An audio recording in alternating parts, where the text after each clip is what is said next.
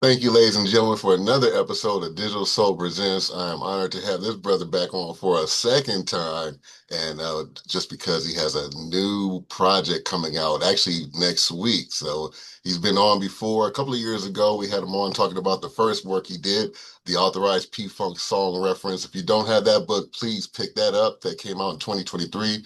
But he has a new book coming out in about a week called Make My Funk the P-Funk. We're gonna let them talk a little bit about that, a little bit about the tour that they just got off of, and a bunch of other funky things. Legendary keyboardist, producer, arranger, performer, Danny Bedrosian is in the house. What's going on, my brother? What's up, Jay? Glad to be back, man. Glad to be here. Thank you for coming back. First off, man, you got this book coming out, man. Make My Funk the P Funk. Your second book, right? Yeah, Yeah, yeah, second second book. book. Yeah, and this one, from what the hearsay is, it's going to go ahead and focus on that 75 mothership connection era. Talk a little bit about deciding to go into that era of P-Funk there. Yeah, no, definitely. Thanks again for having me back. It's always No great talking to you, problem. bro. Yeah. Um, uh, you know, my publishers were very happy with the results of the sales of the first book, the authorized P-Funk song reference. I think that it far exceeded anybody's expectations in the publishing company, Rowman and Littlefield. I think they felt like they were taking what would be a good thing when they took me on for the publishing. I think they thought it was probably a good idea, but I don't think that they had any foresight to imagine the sales that actually ended up happening. Because one way that I knew was when the book ran out of copies super early, and they were like, "We have to make another print run like right away." And so they went through several print runs, like in really early stages of the authorized P Funk song reference being out. And I Wow. was happy to say that in that 2.5 months that it was out in 2023, it became the bestseller for the publisher, Rowman and Littlefield, for that year. So just in those last 2.5 months that it was out of the year, it became the bestseller of the year. But then by 2024, it had exceeded further expectations and made it within the top five or possibly even the best seller of all time for Rowman and Littlefield, which they were very happy about, of course. And they immediately approached me, sometime around, I think it was Christmas of 2023, was when this idea kind of had its foundation. They took me out to dinner. We were in just outside of LA. P Funk was getting ready to play a show.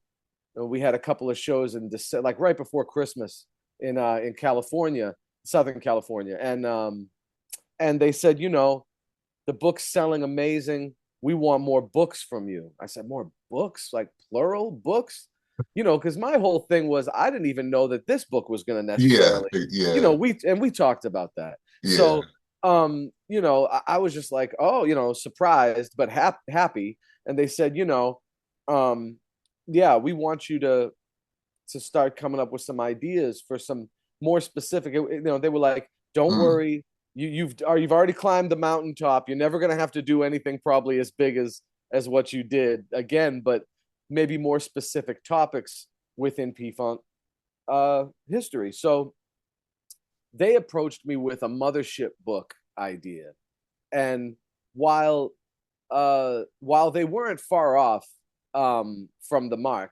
I still felt like doing a book just on the mothership as a concept and as an icon was just too daunting. I feel like, I went to school for history. It would take a philosophy major to write a better book on the mothership, in my Yeah. opinion, Yeah. because everybody has these singular, really personal, nostalgic experiences, whether it's the first time they saw the mothership land or the first time they knew of it and when they'd seen it on a video, or Yeah. I'll never forget when I saw the re-landing, in the 90s. That was my first time. Yeah. And I'll Same never, here. yeah, and it was also my first P-Funk show, so I'll never Yeah. forget Yeah. that Same here. experience. Yeah. um so, but writing a book about that, you're going to have almost every person who buys it's going to be like, oh, he left out this or he left out, because everybody Hmm. has such a nostalgic attachment Hmm. to the mothership that Yeah. it's very transcendent, you know? So I wanted to, I countered their offer and I said, well, how about a 1975 book? They said, okay, well, what does that look like? What does that even mean? I said, well, you know, Mothership Connection comes out at the end of 75. But for you to fully understand the massive paradigm shift that goes about because of that, you have to kind of look at 1975 because that's the year.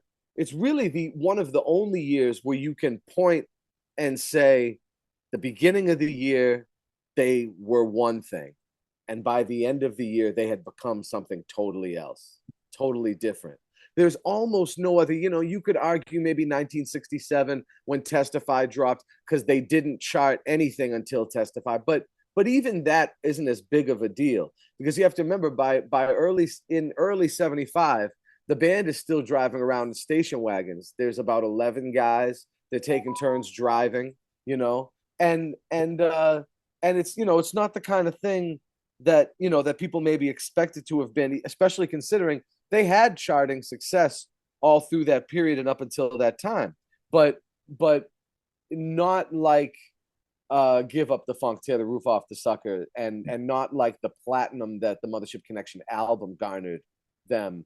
You know, that was a new echelon of fame that they were walking into with Mothership Connection.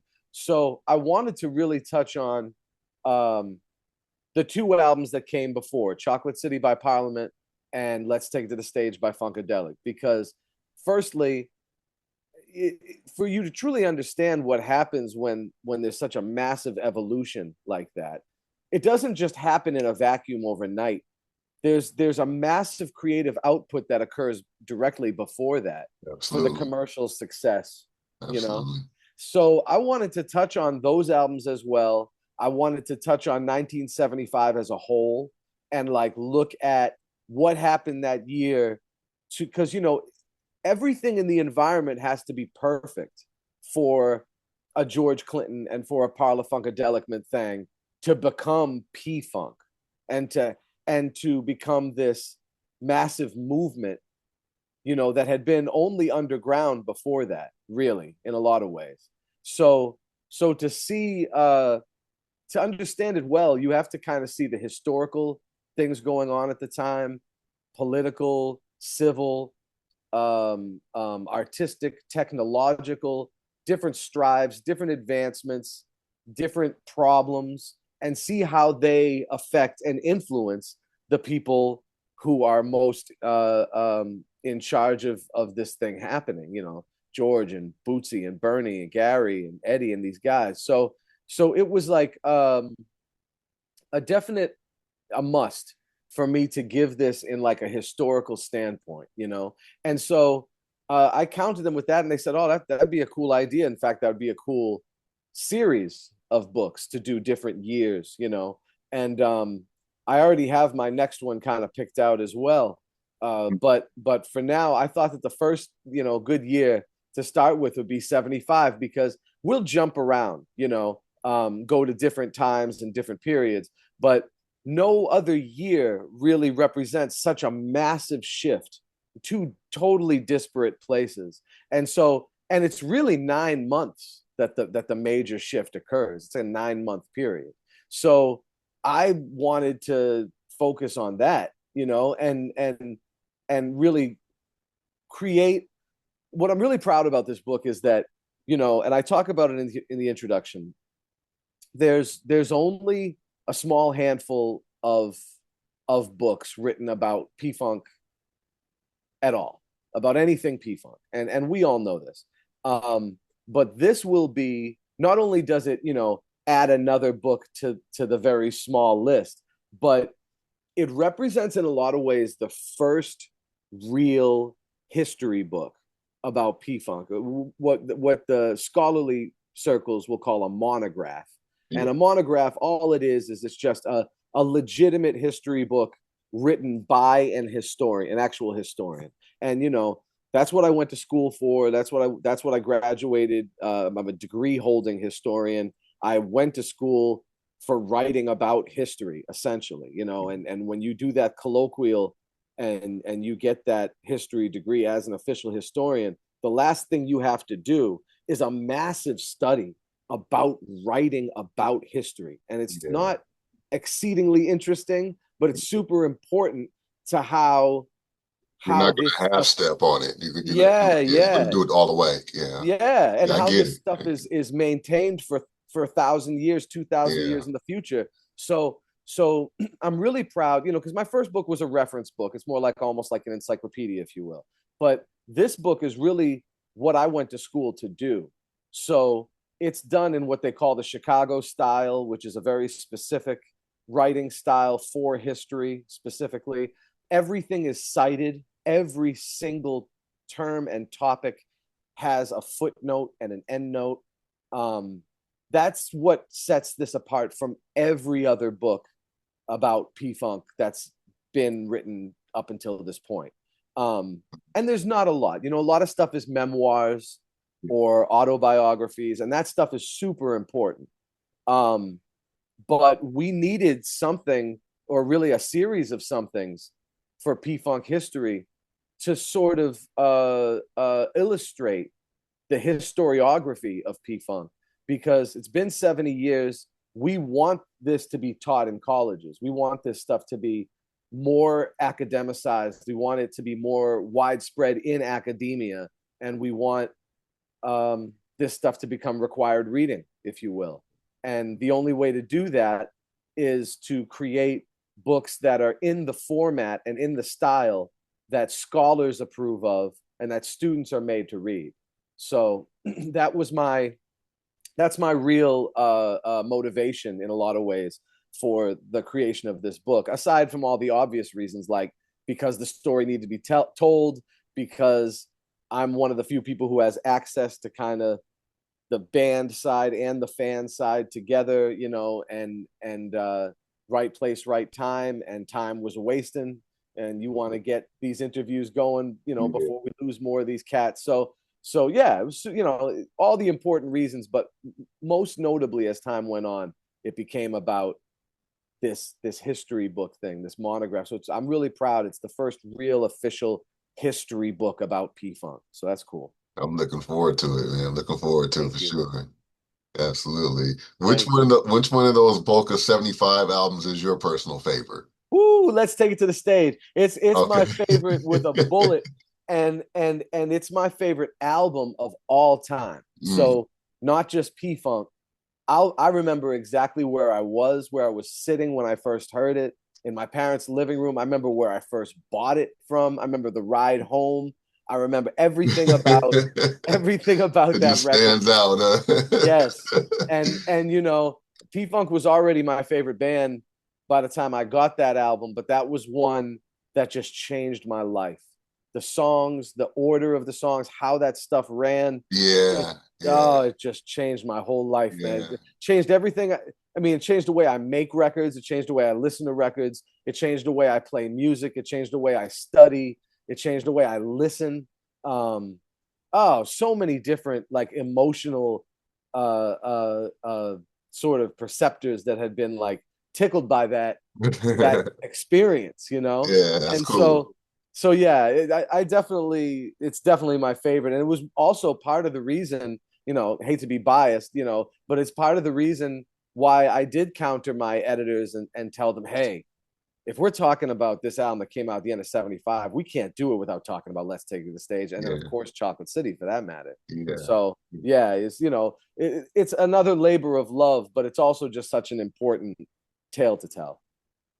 Was it a story that you found out that you did not know about Let's Take It to the Stage by George or any members that were involved in that project later on down the like a surprise? Yo, yeah, I mean, there's definitely a lot of, like, the cool thing about this book is, um, you know, I always try to, most of the reviews of the first book were great, but Mhm. anytime I get a less than great review, I always internalize it, and not in a negative way. I try to always kind of look at, okay, well, how can I approach this as a problem that needs solving, instead of reason to be mad or something that makes you down or you feel like, oh, you've failed or anything, just affect that towards your next project. So some people said they wanted more studio stories. Again, the first book wasn't really about studio stories, Mm. but I internalized that and put it towards the next book. So there's plenty of studio stories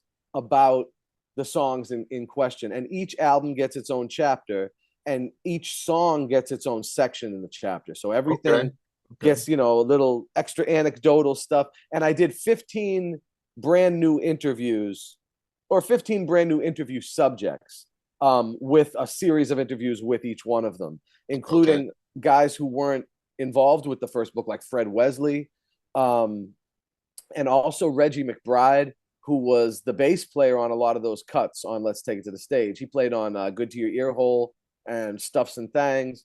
And so I Yeah. was able to talk to Reggie about a lot of the Very cool. minutia about how that stuff went, and he definitely shared a lot of really cool stories. But I don't want to give up too much because I want you guys to check out the book. But the cool thing I will say is it's tons of revelations, tons, Mhm. and even the interviews with George, which threw me off because not only have I interviewed George a million times, but I've also sat with George through a million interviews. And I mean, he's done so many that that there's certain sort of stock answers that he's going to give at any given notice when it's like a certain stock question that he's received 500,000 times in his career. You know what I mean? Yeah. So I was, halfway expecting to like have known everything that he would be telling me, or I've heard it, I guess. Yeah. But he came with all kinds of stories about. I mean, he tells some stuff from before the parliaments. I've never heard some of these stories. He tells some really important stories about the sci-fi influence. And although I always knew about that stuff, he goes in very specific detail Yeah. about memories from his childhood, and it's very good stuff. I Yeah. mean, very good stuff. There's an entire epilogue also that is mostly just in George's words, talking about some connections to the mothership, for lack of a better word, Mhm. and some really cool. There's lots of really cool back matter in this book. So Yeah. so yeah, tons of stuff that I didn't know. I definitely made a lot of discoveries. There have even been some historical discoveries made, talked about in the book, some things that I think we might have like found out for the first time, or that have been lost since that time and are finally being re remembered, if that makes sense. Yeah. Um, and then there's a lot of really cool stuff, fan service type stuff in the appendix. Like there's a full samples list for all the songs on those 3 albums. And as you know, those albums are pretty uber sampled, you know. Yeah. Of Um, course. so a full sample is it's pretty comprehensive. And Yeah. Yeah. and there's full bios of the 50 or so people who were involved in those 3 albums in the back of the book. Um, and yeah, just Okay. a lot of new information that's come to light for sure. Yeah, man, absolutely. I know that one of my favorite changes in the P-Funk canon that year was Bootsy. Of course, Bootsy was around, before that, but Bootsy really stands out. Chocolate City going forward, and then of course, Yes. Funkadelic. He was kind of reintroduced on Be My Beach on that. So that year, Bootsy kind of stands out. So that was kind of my favorite change because you can tell in the bass playing that Mutron, especially on Chocolate City. Chocolate City somehow like side one, you can hear him kind of like dominating that whole side. And then when you flip to side two, the side two sounds like vastly different from the other side. Yes. Yeah. You took the words out of my mouth. I was going to say that. Yeah, that side A is like all Bootsy. Hmm. Um, and and yes, I agree with you. And I talk about it quite a bit in the book, but the idea of although he was on Downstroke, he was on America Eats It's Hmm. Young, but the Bootsy persona first comes about on Be My Beach, as you mentioned, and and I talked about this with a few people, but how the idea of what I call formula starters. So, like for instance, stretching out in Bootsy's Rubber Band, stretching out the song. It was like his first like up tempo album starter, kind of like funky. But then he would have a number of those in the years to follow. The Name is Bootsy Baby, Yeah. Pinocchio Theory, or any number of the kind of up tempo beginning of the album, sometimes the Open it title up. track. Yeah. Yeah. And much in the same way, Zap, their formula starter was more bounce to the ounce, Mm, with the help of George and Bootsy. That ended up becoming the formula for Zap's entire. It didn't matter if it was Do It Roger or Dance Floor hmm or I Can Make You Dance or Grapevine or anything else. It's all based on that formula of more bounce to the ounce. Right. Right. The famous sort of Bootsy ballad, or what they sometimes call the silly serious ballads, a lot of people think it has its root in I'd Rather Be With You, but actually it's Be My Beach. Mm, So Be My Beach is really the formula starter for those silly serious love songs that George and Bootsy were penning together, and many of which of course wound up on the Bootsy's Rubber Band albums, like I'd Rather Be With You, Can't Stay Away, Vanish in Our Sleep, What's a Telephone Bill, Munchies for Your Love. They all come from this original formula, Be My Beach. And, it's Boogie on the drums. And like George was so into the formula that he kept Boogie on the drums for almost all of those Bootsy ballads. mm. You'll notice that's like a constant in the early Bootsy ballads. It doesn't matter if it's uh, uh, I'd Rather Be With You or Vanish in Our Sleep, or what's the one that was on Eddie Hazel's album too, as an instrumental, and then it was also on that first Bootsy record. um I can't remember the name. Oh, yeah, yeah. Yeah, I hear it, but I can't think. Yeah. I know exactly what you're talking about. That one. Yeah, Yeah, I can't yeah. remember right now, but that's also Boogie on the drums. That was hmm like George, when he had a formula, he would stick with it, and like, Yeah. you know A lot of people don't know that about Boogie. Yeah. yeah, true, Yeah. true, very true. So Be My Beach is very much the formula starter, albeit on a Funkadelic album, but it's the formula starter for the Bootsy ballad. And hmm he does ballads like that to this day, you know, hmm on his more contemporaneous albums. So, when I say formula starter, I really mean formula starter. Like that's Yeah. a long running formula that those guys, and it being on the Funkadelic album, it also benefits from having, you know, your Mikes and Garys and the Parliaments and all of that stuff incorporated into the mix as well. But yeah, I would agree. Definitely like a huge. And then I mean, you could write a whole book on Bootsy's contribution to Mothership Connection album as well. Yeah. So yeah, very much a huge, um, a movement. It's that Clinton Collins Worrell thing in full gear, and yeah, and so yeah, it makes a big splash in 1975 for sure. Yeah. What I love most about Be My Beach, man, is it just it sounds like a bunch of guys had a little too much to drink, just kind of sitting around the bar. It just kind of just has like a distant, like they just hanging out kind of sound to it. It doesn't really sound mixed fully. It just sounds like they just sitting around, just kind of shooting the shit. Yeah, And Bootsy comes with, just off the fly. I love that about that song. yeah. No, I think a lot of P Funk. There's a lot of P Funk songs that sort of have that air, that Yeah, airy yeah, quality to them, where you're like, you kind of think you're there in a moment with them. yeah, You yeah. kind of feel it. It's cool. It's just real loose. Yeah. Yeah, yeah, Yeah, I know. With the, you're in the band, obviously, so I know there is homework and then there is not homework when you go back to, refer to doing the books and everything.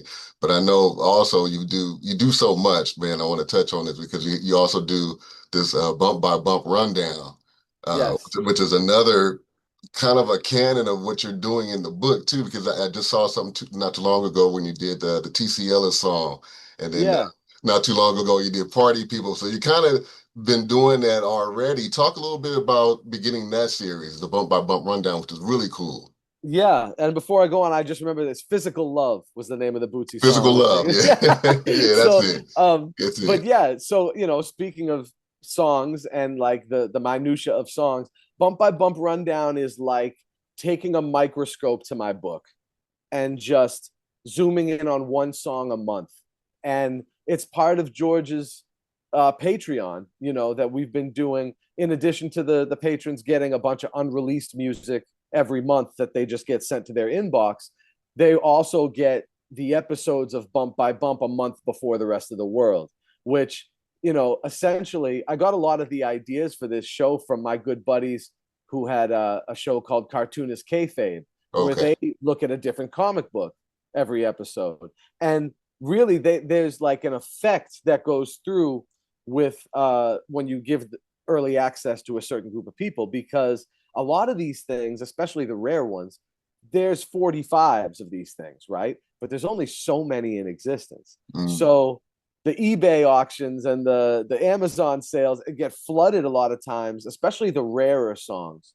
They get flooded once the information is out there. Oh, there's this thing. A lot of people don't know about it. Here it is, which like sort of answers one of the questions that people be like, why don't you do more hits? I'm like, well, first of all, it's totally random. yeah. We roll the dice for this. We're not picking anything. Yeah, if only But they knew, right? yeah, but and secondly, there's only so many hits. There's tens of thousands of songs in this catalog. So, Yeah, more often than not, it's going to be like an album cut, if not a rare song. But, right, right. but there's actually there's some big ones that got picked recently. So people be happy to see some of the bigger hits as well. But it's me and George sitting down, doing what we just do on a regular anyway, and Yeah, talk about a song, running it down, right? Yeah, yeah. And like I said, I keep it completely random. That way there's no bias, like nobody's pick, like, because after a certain while, even with any kind of bias, you're gonna run out of one type of something. And that could drag or take away some viewers. You want to keep it as open as possible. You've Yeah, got this great, I described it as a cave full of gold. You've got this cave full of gold, yeah. but you don't want to like just separate the silver coins from the or whatever, because then you're going to lose one bit of the diversity of what makes it special. So, Hmm. we do a different song every month and just go deep into that song. And it's funny because you can feel us like veering a lot of times, because our regular sit down and hang is like we might talk about 17 songs, but like connected through the weirdest Kevin Bacon 6 degrees, you know, and it'll get lost in the sauce a lot of times. But so we try to stay focused. We try to like keep it as thematic, but it is very similar. It is definitely kin to the conversations that George and I have on a regular basis, just about P-Funk canon and historiography, and just about the stuff that we love about it, and just inside stuff about the songs, about what drove those songs and influence on those songs, how he thinks about them, like what he thinks of when he thinks about them, because all that stuff is really interesting. And again, much like the books, the podcast is to immerse the experience of the music, the stories of the music, in a historical context, so that it's never lost again. You can look at all of this stuff as having been lost at least once, and trying to like regain it for the masses for all time historically is important, because none of us are here forever. So, this is a way uh to breathe singularity into these stories and make them Yeah. immemorial, make them And timeless. you're preserving history too at the same time. Exactly, Yeah, exactly. absolutely. Yeah, I think it's cool because George, those songs being made, whenever time span they were in the '60s or '70s or '80s.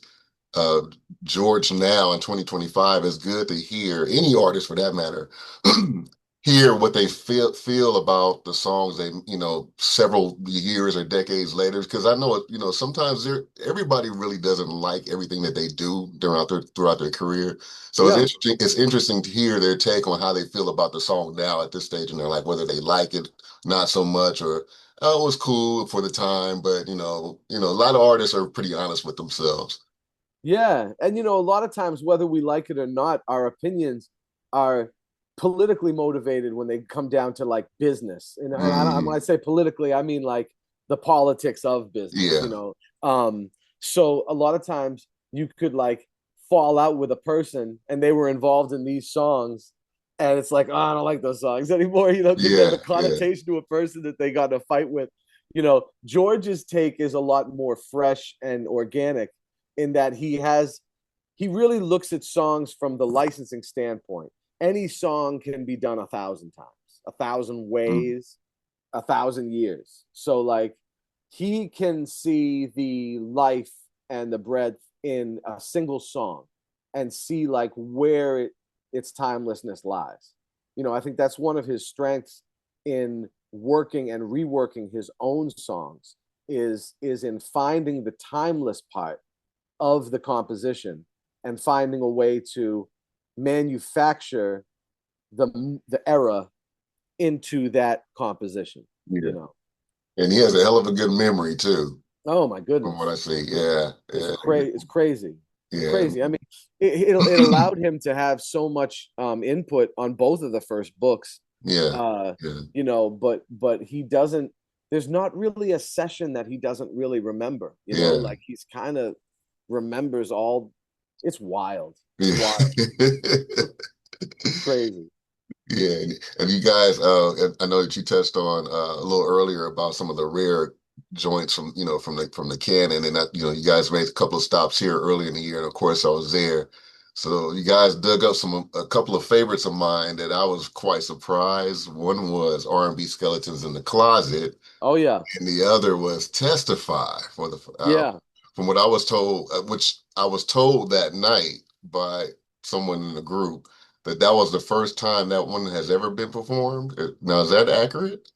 Which one? Testify or R&B Skeletons? Testify. No, we've done that before. We Okay, we the yeah, original version. yeah, the original version, because there was a Okay, period. There was a period in like 2010, 11, 12, 13 that it was back in the set, and we okay, were doing that okay, original version, okay. the Parliament's version. And then Gotcha. in the early 2000s we used to do the downstroke version too. Um Albeit rarely, but we did it. We would do it. Okay, Yeah. yeah, So that yeah, was a it's been little bit more sped up on that version. yeah, yeah, yeah. Hmm. But R&B Skeletons, that one, that and Testify were songs that we had done at um the 70th anniversary of P-Funk show that I put on at the Word of South Festival earlier this year. And it was myself and George, as well as a few members of the band and a few of our friends. Um, and we did a chronological set, like a song from every 3 years or something, and through the whole history of the band. Hmm. And R&B was one of the ones, and so was Testify. So he was picking a lot of stuff from out of that set because he was like, we actually did most of the stuff from, not all, but some of the stuff from that set in the P-Funk set in the coming months after that, because he was so excited. But like we did Clockwork by Jimmy G and the Tackheads. We had started doing that live a little bit. Quickie was in that set, so we started doing Quickie more. But there was a bunch of super rare ones that we still haven't broke out, because Yeah. we did Hideous Mutant Freaks at that Word of South show, which is like a Okay. super rare one from the Axiom Funk album, Yeah. Funkronomicon. Yeah. Um, and we did Let Me Ride, the Dr. Dre version. So like we played the sample live, Yeah. um, and we did stuff like U.S. Custom Coast Guard Dope Dog, the album version, and the Booty, and we did some newer stuff, from the last two albums. But we did stuff all the way back to "You Make Me Want to Cry" by the Parliaments. So we went all the way back to like late 50s, and Okay. started and went through the whole history. And I think it definitely inspired George a lot. And the past few years we've been just breaking out a lot of different stuff. Like on this last, we just did a big international tour that we were at Japan, Singapore, Malaysia, Australia, and Hawaii. And before Maggot Brain, I always do like a different kind of less heard P-Funk song, and I Mm, definitely broke out a whole bunch of ones on this last run. Like mm. a lot of these shows we're playing like two shows a night in the same club, four nights in a row. So I was trying to like change it up as much as possible. So I Yeah. did stuff Yeah. like Common Law Wife. Mhm. I did I Miss My Baby. I did the song is familiar from Let's Take It to the Stage, Yeah. um, and tried to like keep it as fresh as possible and like keep changing. I Yeah. don't Yeah. think I might have repeated myself once on the whole tour, but I tried to do a different one every night. Yeah. Um, and that, a lot of times he'll hear that and be like, oh, yeah, we should do it. Let's try it. And then we also broke out a few new ones in the set. Like we've been doing Good to Your Ear Hole, the full Okay. song, like the record. Yeah. Um, Occasionally as an opener, 'cause it's a great opener. It's a great opening Yeah. song. Yeah. And so he's been putting that in the set a little bit lately as well. There's a few kind of rarities that he's been, he'll hear us do it. All he needs to know is that we can do it, you know, Hmm. and and we might do it at rehearsal, or it could be somebody else's set, and he'd be like, "Oh yeah, we should do that." Yeah. So it's cool getting to change it up. Yeah.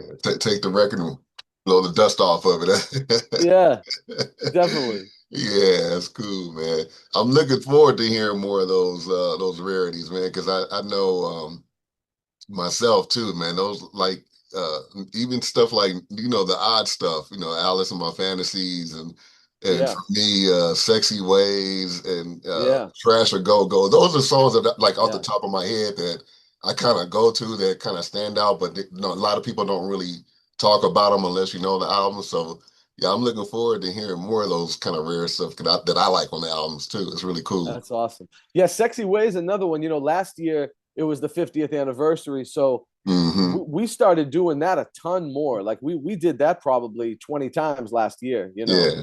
Um, and it's cool to break those out, man, because they're such great songs. They deserve to be played live. Yeah, yeah, and I love that sound change too, that 73, 74. Because I know that you said that you're going to start this series, but now that I'm thinking about it, I know how I listen to P-Funk and how the albums do have a sound during a 3 year period here, 3, 4 period here, and it kind of progressives. It gets a little bit more slicker about 75, the Yeah, production kind of, you can kind of tell the change and yeah, so yeah, you can kind of pick out your favorite era, definitely. yeah. And 75 felt like a good first place also because if you listen to all three of those records, like Chocolate City, Let's Hmm. Take It to the Stage, and Mothership, the production value is totally different on all Yeah, three of them. yeah, Like totally different. Like even though Let's Take It to the Stage is the second one to come out, most of that had already been recorded before Chocolate City. And then, Chocolate City, even though it's a Parliament album, is supposed to represent this kind of slicker. It's a really gruff, kind of grungy production style, right, right, right. which is the exact opposite of Mothership Connection, which Hmm. like almost has like a silk sheen over everything. Yeah, Maybe yeah. for the first time ever on a P Funk record, like Hmm. so. All three of those coming out in the same year, they all follow very different production patterns. And it's cool too because you were talking about 73, 74. And one little thing I can give away from the book that's kind of cool is that um, No Head, No Backstage Pass and Baby I Owe You Something Good are both most likely B-sides from Cosmic Slop. A lot of people don't know that, or were culled Okay. off of Cosmic Slop. So, Yeah, because you know it's the Lampkin on drums, it's Gary and Bykowski on lead guitars. It's just the right people. It's the right sound. The yeah. production value is the same as those things. And there's a couple other examples of that too. If you look at Chocolate City, specifically the remastered edition that has Common Law Wife on it, both Common Law Wife and I Misjudged You, those were both cut off from the cutting room floor of America Eats Its Young. Hmm. Those are much older tracks from Yeah, you 72. can tell. Yeah, you Yeah. can tell. Yeah. Yeah, It's got Prakash John on the bass on that I Misjudged You. yeah. And Prakash John's only record he was on America Eats Its Young. Right. So I mean, it really gives it away. But, I also verified with George, and he was like, yeah, we did those in Canada. It was at that time, America Eats Its Young, but we already had We Hurt Too. And we didn't want the record to be too Parliament-ish. So, they were left off for later. So really Yeah. cool. Yeah, it's a trip because as a kid growing up, I used to read album credits like crazy, and Me too. I know Yeah. we're kind of geeks like that. So, Yeah. but I used to read that stuff, and of course, you look at all the small fine print where it was recorded, what year, and the label, where's the label at, and all that. And Yes. I used to think in my mind that when the artists went in to record the albums, that they were doing them the very same year that they put them out. I thought that for years. I Yeah. didn't until I finally, got old enough to understand, you know, people go on tour. They can't, a lot of them don't record until they come home, or some record while they're on tour, some record, put them in the can, they release them later on. I didn't understand that until like practically became an adult, and I was like, wait a minute, I didn't. Well, that was made 3 years ago, or like, wow, Right. yeah, There's a it didn't make sense to me. there's a great photo. It's actually the only photo in the book that I took because all the rest of the photos were donated from Mr. Tim Kinley from his massive Tim Kinley, archives. yeah, But I took one photo. The sole photo I took in the book is a photo of some of the reels from the albums, and it has the dates, the recording dates. So you'll hmm see it's like Mothership Connection and Night of the Thumposaurus Peoples, and it has the dates like September of '74. When they cut those, yeah, that's and crazy. then you see like some of the cuts, like Bootsy's whole first album. The whole first album is cut in like March, April of '75. Yeah. So you've got like it's really cool seeing, and then a lot of the clones of Dr. Funkenstein and Funkadelic was cut in '76. Like both of those records, not just Do That Stuff, but also like Bop Gun and Sir Nose. All Yeah, that stuff was kind of cut in '76. It was cool to see, those dates, those track dates yeah. To of see when of they recorded leading up to the release, how yeah, far apart it was. yeah. Yeah, it With is cool. George's stuff, minus the notable exceptions, like the things we were just talking about before, minus the notable exceptions, almost all of the releases you can kind of trace a year back. At least the stuff in the '70s when it was like hmm just constant. Today, not so much because a session could start in 1989 and have like 7 different Yeah, moments where the session changed over the next 3 decades, right, and then it right. comes out in 2016 or something. You know, hmm and there's exceptions like that in every era, but for the most part you can kind of trace a line back on those Parliament and Funkadelic albums to like the year before, and it's a good gauge. It's kind of a good trajectory for like when it was made as opposed to when it came out. Yeah, absolutely, man. Yeah, it's crazy to watch and hear you go back and not only that band, but like we mentioned earlier, you mentioned as Eddie Hazel's album, talking about all those the Horny Horns albums and Eddie Hazel's albums and then Fuzzy Haskins, all those side projects kind of scattered all through there, the Brides, the Parlettes, and the Godmamas, and all that stuff kind of sprinkled in there. It's like, when did they have time to even record all this shit? Right. Yeah, no, it was definitely the magic of George's production, and they had, when they were at United, and George would have the time, the room rented out already, the time Mhm. set for them. But they'd also have, there would be like a Ron Dunbar that would have maybe Studio B, or even Ron Ford, George would give studio time to.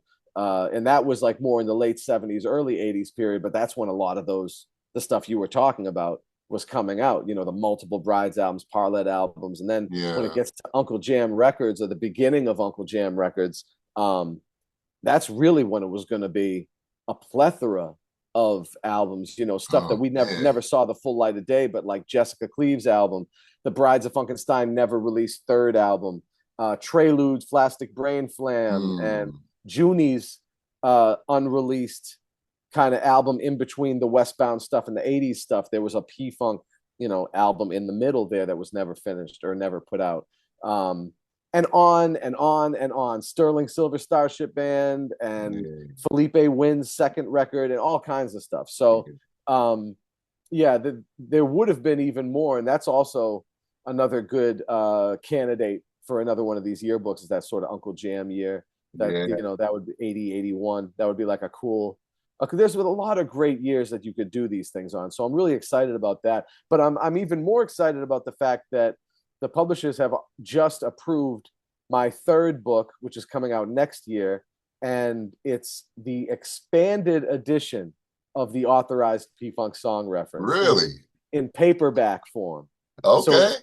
it's Okay. going to be like 115 new pages of material, stuff that I either missed or stuff that's come out since the book was released, or back matter that we didn't include before that now we're including. Is like, yeah, like another 100 or so pages of that. See, sounds so nice. We bring it back twice. See? Yeah, exactly. They made That's me what's wait a few up. years. They made me wait a few years, but Yeah, it'll cool, be man. probably the end of 2026. Awesome. So Awesome. yeah, I'm really excited about that. Yeah, See a little upfront promo there. that's right. That's right. A promo upon a promo. Exactly. Like Jordan said, Exactly. a picture inside of within a picture of a picture. Exactly. There you Of go. Yeah, I know you guys just got off another successful tour, man. You mentioned some of those dates, Japan and Hawaii, man. Talk a little bit about those successful and funky tours guys just got off of. Yeah, it's probably the longest international one we've done in a long time. We used to do these, when I first joined the band, it was normal for us to be gone 2 to 4 months at a time. Yeah, But post-COVID world, being gone a month is about as long as can be, for a touring band. So we were gone. If you include the book dates that I did right after, I was gone for about 38 days, so a month and a week, give or take. And I did the stats the other day. I'll see if I can remember. I think for me it was 38 days, 25 flights, 24 shows, uh, 5 countries. mm, I think 5 countries, and yeah, so just grueling. I mean, a tour like that is kind of funny because it's a mix of a whole bunch of dates with multiple shows, and you're working, working, working.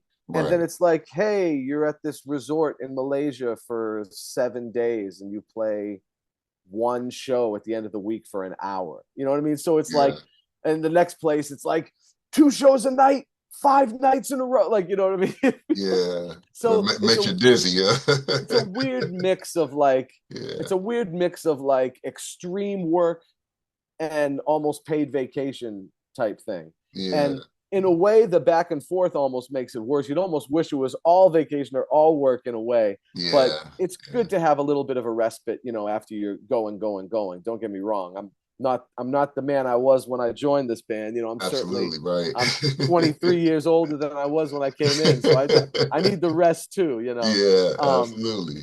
but it was a great time, super successful, and but a hell of a whirlwind, because you're changing time zones constantly. When we Yeah, were we yeah. were in Japan, we were like, I don't remember what it's like, 18-hour difference. Then you get to Malaysia, it was like a 13-hour difference. Then you get to Japan, and it's a 12-hour difference. And you get to Hawaii, and it's a 6-hour difference. Then you're on the West Mm, Coast again, it's a 3-hour difference. yeah. And I got home for 16 hours, and then I left for Boston, and I had a interview with NPR about the new book, and then we did a book show in Maine. We did a book show at my alma mater, UNH, and then we flew across the country back to California, played a P-Funk show there. Then we flew back across the country home. So Wow. last night is actually the first night that I went to bed at like a semi-reasonable hour. Up until up Your until time, right? yeah, Yeah. yeah. Uh, uh, Up until last night, I was like going to bed at like 5 a.m., waking up at 7 a.m., Woo! taking the kids to school, coming back and sleeping like 9 to 12, and then waking up again, like The still only like sun's still 4 hours. up. Yeah. And then, doing my routine, but just like a Yeah, zombie. yeah, But last night was the first night that I went to bed at like midnight or something, you know what I mean? Where I went to bed like somewhat reasonable hour. Um, and woke up to take the kids to school and was able to kind of be get upable and move around and feel like a normal person, because up yeah. Get until back to yesterday I normal. was still like because it'll just do that to you. You move and move and move, and you don't even have time to reclimate to the time changes, and then and then it just all smacks you in the face. Not just the last time change you did, but all the time changes. As soon Yeah. as you sit, you get smacked in the face with that. So it was doing a lot, but it was super successful. And like we said, we went all over the place. You know, we did it was like 10 days in Japan, a couple of days in Singapore, a week in Malaysia, a little You more guys than are a week. busy. Yeah, a little more than a week in Australia, a little more than a week in Hawaii, and then come home and did three days for the book, and then another one off with P Funk in California, then home. So we be moving. Yeah, you be moving. And here he is today on the Digital Soul. That's right. That's right on Digital You Soul. found time to Exactly. make a stop here with us. So man, we That's thank you right. for that, man. No, I appreciate you And for and getting me. a little birdie told me that you guys will be coming back to California at the beginning of the year. Is that correct? Yes, I think so. I'm trying to remember when that is. Is that I can't remember exactly when, but I heard that as well. Yeah, I You know, saw a we pop. Yeah, I saw a pop up. okay, cool. Yeah, yeah. We find these things out like it's so funny how late the band actually Oh knows. damn. We'll be like, "Oh, we are. We'll go. Oh, like we find out from the fans half the time." You Yeah, know, yeah. Okay, so um, it's happening again. that happens. But I did hear about it, but I don't remember exactly when. So yeah, Okay, looking okay. forward to it though. Okay, and also I want to mention another successful thing you're doing, the Danny on everything. You're doing so much, man, all the time. I don't even know how you fit it in, but the Danny on everything is also a cool thing that you're doing too, which kind of just touches on your ventures and around the tour, showing where you've been, what's going on. Talk a little bit about doing that also. Yeah, thank you. Yeah, well, I have my producer Carl Cerny to thank for both Bump by Bump and Danny on everything. Because when I'm unable to make a deadline for an edit or something, he's right there editing the stuff for me. Okay. So like, so thank you, Carl. But Danny on everything is yeah, it's been kind of another passion project. It's my podcast. I've been doing it since 2016, something like that, 2017, but it's been a YouTube show since 2019, Mhm.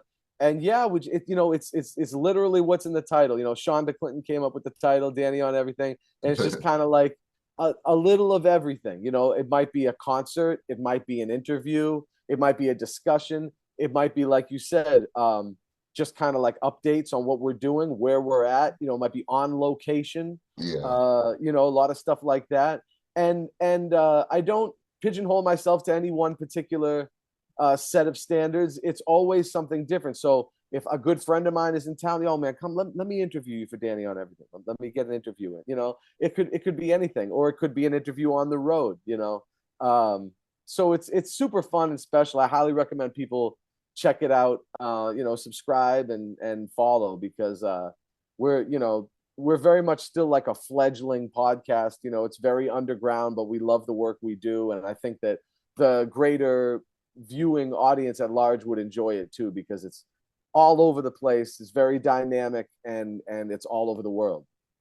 Yeah, for sure. And to my viewers too, check out Patavian's Red Balloon. Danny Bedrosian also produced that project. And how is she doing, by the way? She's doing great. Yeah, Oh, I'm yeah. so happy to say that the album has almost sold out in physical. So like Oh, I'm wow. really excited about that. And she also has the poetry book too.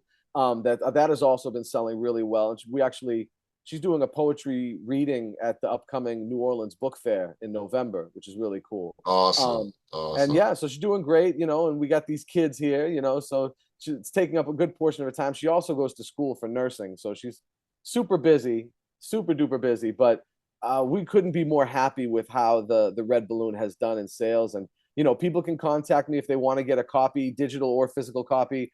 The only place you can get it really is direct from us as of now, or if you join my Patreon. But they can get in touch with me to get a copy, but they should definitely get on it because I think there's three, two left, maybe. Uh-oh. So yeah, yeah. Down to the So last it's two. it's down to the last, yeah, the last of the. I was gonna say three, but somebody just ordered one today, so I think we're down to two. So Okay. if anybody wants to get them now while the going's good. Yeah, you heard it here first. Down to the last two, down to the Yep, wire. Grab yep, yep. them. And of course, we can do digital at any time. So if you're interested in the digital, we can send that over to you too. So Awesome. Yep. My brother, it's been a pleasure and an honor. I thank you so much for coming through. Once again, you guys get the book, get the previous book, the authorized P-Funk song reference, get that book. As he mentioned earlier, there's going to be an expanded edition. You said next year, 2026. Is that Yep. Probably the very end of next year. So give okay? it a So in little about while. another year. But in the meantime and in between time, he's got another book, a new book, the second book coming out on October 16th, correct? Yes, yes. Make Okay, My Funk the P Funk, and people can order it anywhere books are sold online. But we always say, please recommend it for your local public library, recommend it for your local brick and mortar bookstore, because chances are they already have it back ordered. They already have it, like Books a Million and Barnes and Noble. They already have it. So if you ask your local Books a Million and Barnes and Noble, hey, can you guys stock it? They will. And then, and if you're in college, recommend it to your university bookstore. A few universities have already bought them. I'm super happy to say. nice. And so, yeah, just recommend it for all your local places where you get books. Awesome. Yeah. And I know a lot of heads are going to, focus and hone in on it because I know a lot of folks that they, a lot of friends that they don't think there is anything before or after Mothership Connection in the whole catalog. We all have our favorite eras and albums, but Yes. I know some guys, I'm like, man, I'm like that Funkadelic. I'm like, Maggot Brain, Hit It and Quit It. I'm talking about all these. I was like, nah, Mothership. So there's always an argument amongst me and the brothers, like, nah, man, that Mothership is the one. I'm like, yeah, this book I already know it's gonna hit some heads because I know people that swear by the Mothership Connection. See, and that's why I didn't want to do a book just about Mothership Yeah, exact reason. But it definitely satiates that, it scratches that itch, because yeah, yeah, it's all about how Mothership did change everything. And there's an yeah, entire chapter dedicated just to Mothership Connection, and an entire chapter after that dedicated to how Mothership changed everything after. yeah. So, Yeah, yeah. I love the bubble circle, like you said, the chocolate city. Let's take it to the stage, mother. I love that how that Yes. bubble is just boom, like Yes. because that bubble popped right Right. there. Yeah, Exactly. yeah, it Yeah. popped right there. Yeah. It's the perfect moment. Yeah, absolutely. So yeah, you guys go out and get that book, pre-order now if you can, Amazon, and as Danny mentioned also as well on the website as well. Brother, thank you so much for coming through, ladies and gentlemen. Danny Bedrosian, P Funk, the Army.